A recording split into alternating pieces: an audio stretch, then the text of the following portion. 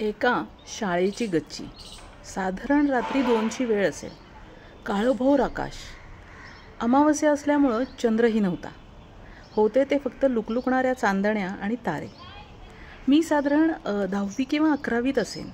त्यावेळेला एका समर कॅम्पमध्ये आकाश दर्शनाचा एक सेशन झाला होता आणि त्यात खूपच अमेझिंग माहिती मिळाली होती. आकाश दर्शनाच्या माध्यमातून त्या दिवशी अनेक ग्रह, अनेक तारे, अनेक कॉन्स्टिलेशन्स हे इतक्या जवळून बघता आले की नंतर कितीतरी वर्ष आकाशात हे ग्रह, तारे, नक्षत्र शोधण्याचा जणू छंदच लागला होता. तो अनुभव जबरदस्त फॅसिनेटिंग आणि मेमरेबल होता. आजही मला तो सेशन आहे तसा आठवतो.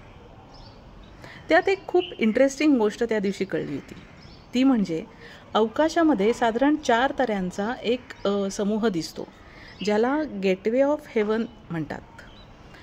शंकरपाळीच्या आकारात असलेले हे 4 तारे, ज्याला कॅस्टर आणि पोलक्स अशी नावं आहेत, यालाच पुनर्वसू नक्षत्र असं म्हणतात. आणि असं म्हटलं जातं की या 4 ताऱ्यांच्या मधून म्हणजेच गेटवे ऑफ हेवनमधून अवकाशातील प्रत्येक ग्रह, प्रत्येक तारा हा वर्षातून एकदा ट्रॅव्हल करतोच करतो. तर आज बघणार आहोत पुनर्वसू नक्षत्र म्हणजे काय. आता या नक्षत्राच्या नावातच याचा अर्थ दडलेला आहे. पुनर्वसू म्हणजेच पुनर्वसन करणे. अगदी देव आणि दानव यांच्या तुंबळ युद्धानंतर देवांचं पुनर्वसनसुद्धा याच नक्षत्रावर झालेलं आहे असं म्हटलं जातं. या नक्षत्राचे 3 चरण हे मिथुन राशीत येतात आणि 1 चरण हा कर्क राशीत येतो. त्यामुळे हे त्रिपाद नक्षत्र आहे. या नक्षत्राचा स्वामी गुरु आहे आणि राशींचे स्वामी हे बुध आणि चंद्र आहेत. आणि या नक्षत्राचं दैवत हे अदिती आहे. त्यामुळे या नक्षत्रामध्ये गुरुची बुद्धिमत्ता, बुधाची स्मरणशक्ती, चंद्राचा स्वप्नाळूपणा, तसंच शीतलता आणि अदितीचा उदारपणा बघायला मिळतो.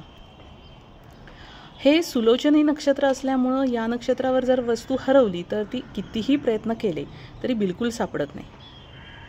हे नक्षत्र सात्विक आणि शुभ गुणधर्माचं नक्षत्र आहे. कलेसाठी अतिशय उत्तम नक्षत्र आहे. या नक्षत्राचे लोक खूपच सेन्सिटिव्ह असतात. एक छोटासा ड्रॉबॅक म्हणू शकतो किंवा आपण एक स्पेशल फॅक्टर म्हणूया. तो असा की या नक्षत्राच्या लोकांना कोणाचा तरी आधार घ्यावा लागतो. म्हणजेच कोणाचा तरी आधार मिळाला तरी हे लोक खूप प्रगती करतात किंवा यांचं उत्तम पुनर्वसन होतं असंही म्हणता येईल. त्यामुळे थोडंसं दुसऱ्यांच्यावरती अवलंबून राहणारं नक्षत्र आहे. या नक्षत्राच्या लोकांनी एक गोष्ट लक्षात घेतली पाहिजे की समजा एखाद्या कामामध्ये त्यांना यश नाही मिळालं तरीही प्रयत्न चालू ठेवले पाहिजेत. कारण पुनर्वसन करण्याची क्षमता फक्त यांच्याकडे आहे. त्यामुळं यांना यश हे नक्की मिळणार आहे. आणि माझ्या दृष्टीनं हीच या नक्षत्राची पॉझिटिव्ह बाजू आहे. मुहूर्तशास्त्रामध्ये बऱ्याच शुभ कार्यांना हे नक्षत्र वापरलं जातं.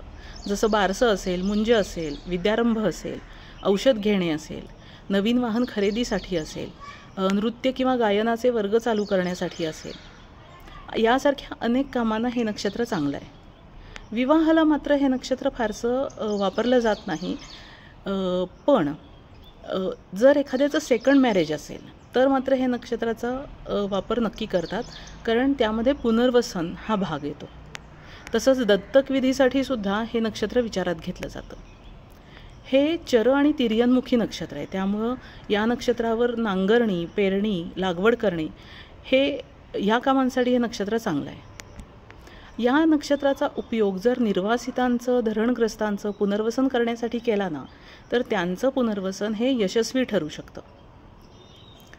Isaac Newton, Meena Kumari, Salim Durrani, C.K. Naidu, actor भगवान, महात्मा गांधी, बिल गेट्स, अमर्त्य सेन, श्री श्री रविशंकर ही सगळी मंडळी पुनर्वसू नक्षत्राशी संबंधित व्यक्तिमत्व आहेत. आपले पंतप्रधान नरेंद्र मोदी यांनी 3ऱ्यांदा पंतप्रधानपदाची शपथ ही पुनर्वसू नक्षत्रावरच घेतलेली आहे.